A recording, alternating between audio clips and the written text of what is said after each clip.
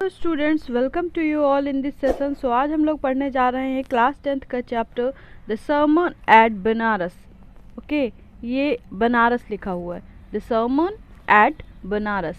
तो sermon means क्या होता है? सर्मन मीन्स होता है हॉली स्पीच, ठीक है, जो उपदेश दिए जाते हैं ज्ञान के, नॉलेज के, विजडम के, तो उन्हीं को कहते हैं सर्मन यानी कि हॉली स्पीच। और बनारस यानी कि बनारस नाम की जो एक जगह है जो अपने इंडिया में लोकेट करती है, वहाँ पे जो गौतम बुद्ध थे उन्होंने जो अपना एक हॉली स्पीच दी थी, ज्ञान उपदेश दिया था, तो उसी को कहते हैं सर्मन।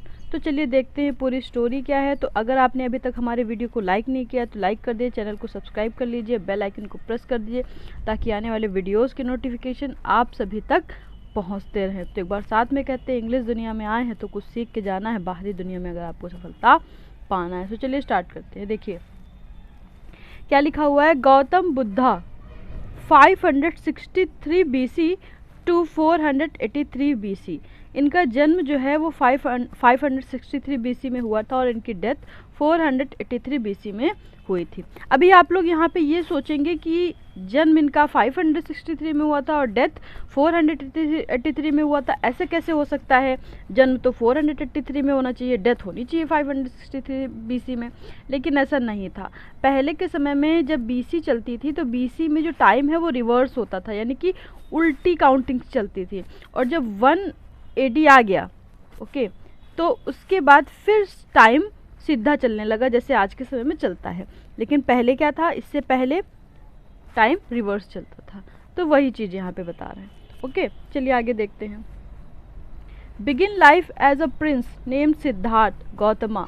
तो जो गौतम बुद्ध थे उन्होंने अपनी लाइफ को कैसे स्टार्ट किया? एक प्रिंस के रूप में, ठीक है। ये एक प्रिंस थे जो कि जिनका नाम था Siddhartha Gautam. In north India में रहते थे। At 12 he was sent away for schooling. जब 12 साल के थे तो 12 साल की उम्र में इनको स्कूल पढ़ने के लिए भेज दिया गया था। In the Hindu sacred scripture and 4 years later he return home to marry a princess. 4 साल के लिए हिंदू धर्म की जो हिंदू ग्रंथ होते हैं उनकी पढ़ाई के लिए इनको भेजा गया था। जब ये वापस आते हैं 4 साल के बाद तो इनकी शादी होती है एक राजकुमारी से।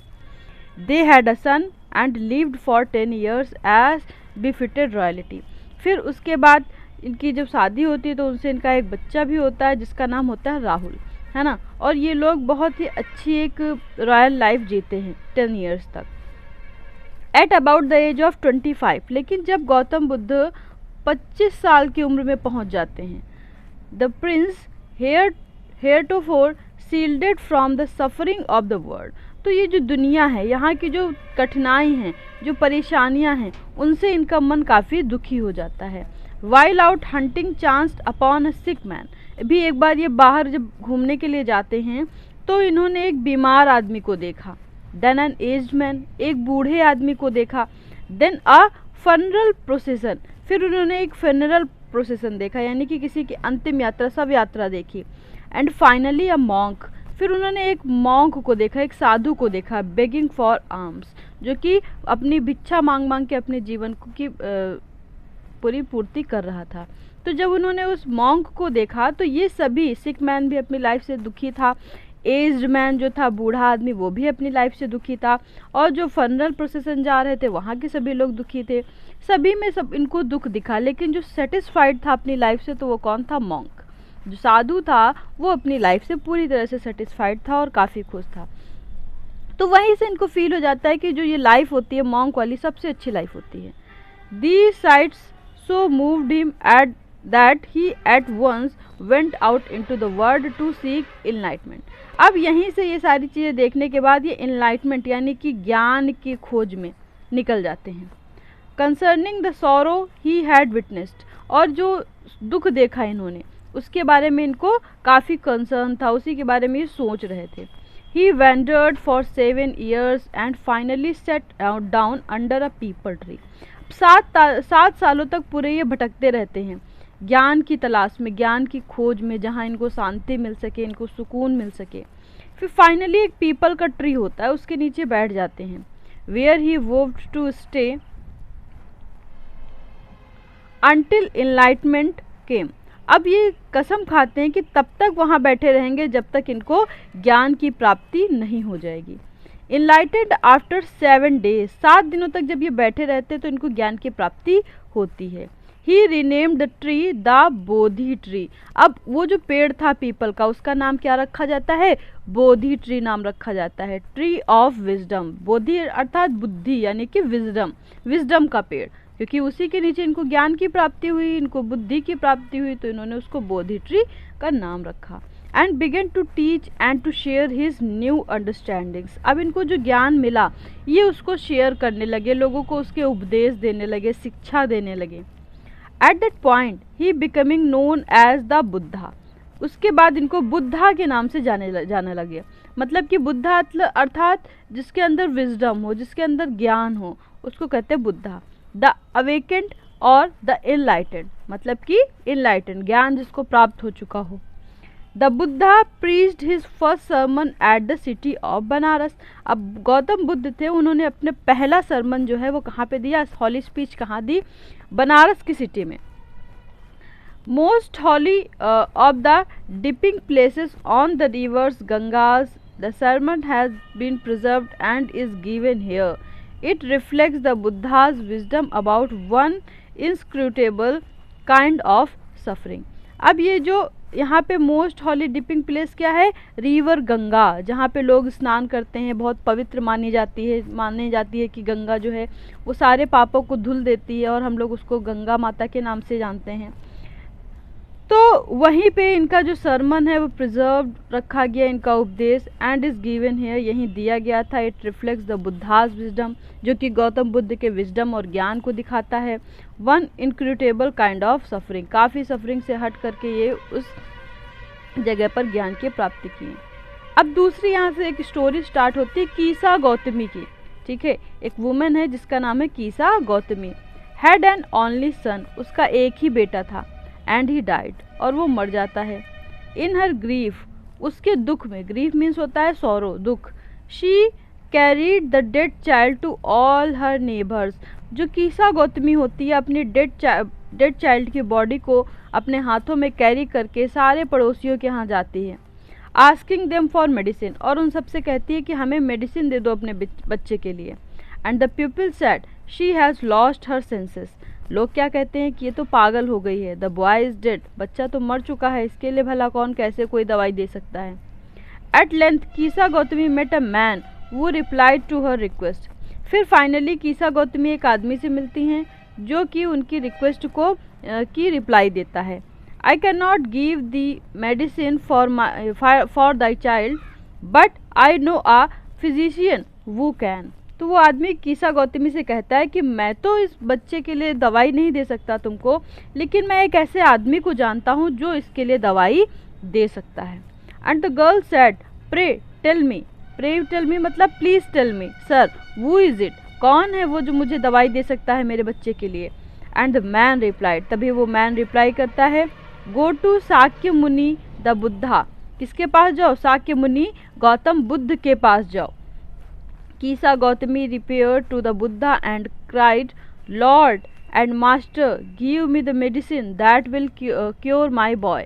अब वो जाकर के गौतम बुद्ध के पास जाती है और चिल्लाती है, हे भगवान, हे मेरे मालिक, मुझे मेरे बच्चे के लिए दवाई दे दो जिससे मेरा बेटा ठीक हो जाए। The Buddha answered, I want a handful of mustard. तो गौतम बुद्ध कहते हैं मुझे एक मुट्ठी सरसों चाहिए, सरसों के बीज चाहिए। And when the girl in her joy promised to procure it, तो वो जो कीसा गौतमी होती हैं वो बहुत खुश हो जाती हैं कि सरसों कौन सी बड़ी चीज़ है, तो वो प्रॉमिस कर देती हैं कि वो सरसों ला करके देंगी। तभी the Buddha added, Gautam Buddha add करते हैं उसमें एक और बात, the mustard seed must be taken from a house where no one has lost a child, कि जो मस्टर्ड सीड होने चाहिए वो एक ऐसे घर से होने चाहिए जहाँ पे किसी ने अपनी लाइफ ना खोई हो, ना किसी ने अपने बच्चे को खोया हो, ना किसी ने अपने पति को खोया हो, ना ही तो अपने पेरेंट्स को और ना ही अपने फ्रेंड को खोया हो। Poor Kisa Gotami now went from house to house, अब वो सभी के घर घर में जा जाकर भटक रही हैं। And the people pitied her and said, लोग उसके ऊपर दया खा जाते हैं और कहते हैं हेयर इज़ मस्टर्ड, वो उसको मस्टर्ड सीड दे देते हैं, टेक इट, ले जाओ इसको। बट वेन शी आस्क, लेकिन जब वो उनसे पूछती है did a son or daughter, a father or mother die in your family, तो जब वो पूछती कि क्या तुम्हारे घर में कोई डॉटर या कोई फादर या कोई मदर, कोई किसी की डेथ हुई है, दे आंसर्ड हर अलास, तो वो बेचारे शांत हो जाते हैं, क्योंकि सभी के घर में किसी न किसी की डेथ हुई है और सभी के घर में कोई ना कोई मरता है। द लिविंग आर फ्यू, जो जी रहे हैं वो तो कम ही है, लेकिन डेथ हुए लोग बहुत सारे हैं। But the deaths are many, many deaths man हैं। Do not remind us of our deepest grief, and there was no house but some beloved one had died in it, तो ऐसा कोई भी घर नहीं था जिनके घर में किसी बिलवेड की डेथ ना हुई हो। लोग अपने डीपेस्ट ग्रीफ, अपने उस दुख को याद नहीं करना चाहते हैं। Kisa Gautami become weary and hopeless, अब कीसा गौतमी बहुत परेशान हो जाती हैं, निराश हो जाती है, अब उनको लगता है कि कोई उम्मीद नहीं रही। And set down at the way side watching the lights off the city, और वो बैठ जाती हैं एक जगह पर, एक किनारे पर, और सिटी की जो लाइट्स हैं वो जो जल रही हैं उनको वो देख रही होती हैं। एज दे फ्लिकर्ड, लाइट क्या हो रही है, फ्लिकर्ड हो रही हैं, मतलब कि कभी आपने लाइट को जलते हुए और एकदम से रोशनी कम होते हुए, फिर तेज होते हुए, फिर कम होते हुए, ऐसे फ्लिकरिंग करते हुए देखा है, जैसे हॉन्टेड हाउस में दिखाते हैं, जलती है कम होती है, जलती है बुझती है कम होती है ना, बिल्कुल वैसे ही जो लाइट्स है वो फ्लिकर हो रही हैं। Up and were extinguished again, बुझ जाती हैं फिर से जल जाती हैं। At last the darkness of the night rained everywhere, फिर एकदम से रात का अंधेरा पूरी जगह छा जाता है। And she considered the fate of man, तभी वो आदमी के भाग्य के बारे में सोचती हैं। That their lives flicker up, जैसे ये लाइट्स जो हैं फ्लिकर हो रही हैं, जैसे कि ये जो कैंडल वगैरह हैं जल रही हैं, बुझ रही हैं, सेम वैसे ही जो ह्यूमन लाइफ है वो भी फ्लिकर होती रहती है। एंड आर एक्सटिंग्विश्ड अगेन, बुझ जाती है फिर से वो जल जाती है। इट मीन्स ह्यूमन बीइंग जो होते हैं, ह्यूमन बीइंग्स मर जाते हैं, फिर वो एक नया जन्म ले लेते हैं, फिर वो मरते हैं, फिर एक नया जन्म लेते हैं। इस तरह ये जन्म मृत्यु की जो प्रोसेस है वो चलती रहती है। And she thought to herself, फिर वो अपने बारे में सोचती है, how selfish I am in my grief, कि मैं कितनी सेल्फिश हो गई थी अपने दर्द में, दूसरों के दर्द को तो मैं भूल ही गई थी, हमसे मेरे ही साथ ऐसा नहीं हुआ। कितने लोग अपने बच्चों को खोते, कितने लोग अपनी बेटियों को खोते, कितने लोग अपने पिता को खोते हैं। दर्द तो सबका बराबर होता है, death is common to all, death भी सबकी कॉमन ही है। Yet in this valley of desolation there is a path that leads him to immortality who has surrendered all selfishness, और वही व्यक्ति अमर होता है जो अपनी सारी सेल्फिशनेस, अपने सारे स्वार्थ को सरेंडर कर देता है। The Buddha said, the life of mortals in the world is trouble and brief and combined with pain for their, तो गौतम बुद्ध ऐड करते हैं, कहते हैं कि जो जितने भी जीवित प्राणी हैं, जितने भी लोग जन्म लेते हैं, उन सबकी लाइफ कैसी है, उन सभी की लाइफ दर्द से भरी हुई है, बहुत ज़्यादा तकलीफ़ें हैं, बहुत पेन है इस दुनिया में, बहुत सारी समस्याएं हैं। Is not any means by which those that have been born can avoid dying, और ऐसा कोई तरीका नहीं है जिससे जिसने जन्म लिया है वो मरने से बच सके। हर आदमी को एक ना एक दिन मरना है। After reaching old age there is death, जब आदमी बूढ़ा हो जाएगा तब मरेगा। Of such a nature are living beings as ripe fruits are early in danger of falling, so mortals when born are always in danger of death, जैसे कि एक पका हुआ फल जो होता है उसके पेड़ से गिरने की बहुत ज़्यादा चांसेस होते हैं कि वो कभी भी पेड़ से गिर सकता है जब वो पक जाता है, वैसे ही ह्यूमन बींग्स जो होते हैं जब वो एज्ड हो जाते हैं, बूढ़े हो जाते हैं, तो वो मरते ही मरते हैं। और आज की दुनिया में इतनी सारी एक्सीडेंट्स और इतनी सारी घटनाएं होती हैं कि वो लोग बिना अपनी एज में आए पहले ही लोग मर जाते हैं। ठीक है, तो वही जैसे कि हमेशा पके हुए फल को गिरने का डर बना रहता है, वैसे ही ह्यूमन बींग्स जो जन्म लेता है उसके लिए मृत्यु तो निश्चित ही है। As all earthen vessels made by the potter end in being broken, तो जितने भी अर्थन वेसल्स हैं, जितने भी पॉटर के द्वारा, कुम्हार द्वारा बनाए गए बर्तन हैं, वो एक दिन गिरकर टूटते हैं। So is the life of mortals, ऐसे ही मॉर्टल्स की लाइफ भी है। बोथ यंग एंड एडल्ट, चाहे वो यंग हो चाहे वो एडल्ट हो, सभी को एक ना एक दिन मरना है। Those who are fools and those who are wise, चाहे वो बुद्धिमान हो चाहे वो मूर्ख हो, all fall into the power of death, सभी को डेथ की पावर में आना ही होता है। All are subject to death, सभी लोग डेथ का सब्जेक्ट जरूर बनते हैं। Of those who overcome by death depart from life, a father can not save his son nor kinsmen their relation. तो यही चीज़ बताई गई है कि लोग इस डेथ से बाहर नहीं आ सकते हैं। जो फादर है वो अपने बेटे को नहीं बचा सकता है, लोग अपने रिलेटिव्स को नहीं बचा सकते हैं।